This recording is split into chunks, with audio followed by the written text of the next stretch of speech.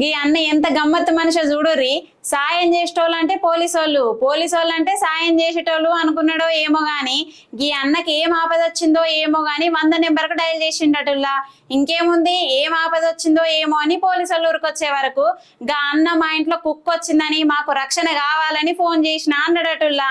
ఇక గా ముచ్చటిన్న పోలీసు వాళ్ళు గిదేందయ్యా దొంగలు పడితేనో ఏమన్నా కొట్లాట పంచాయతీలు అయితేనో ఫోన్ చేయాలి గాని కుక్క ఇంట్లోకి వస్తే మేమేం చేస్తాము, మీ గేట్లకు మీరు తాళాలు పెట్టుకొని డోర్లు వేసుకొని కూర్చోవాలి, కానీ దానికి కూడా మేమే ఊరికొస్తామా అని పోలీసు వాళ్ళు గా అన్న మీదకి గరమయ్యారటుల్లా. ఏం జరిగింది చెప్పండి ఒకసారి, గట్టిగా చెప్పండి. ఏం జరిగింది చెప్పండి.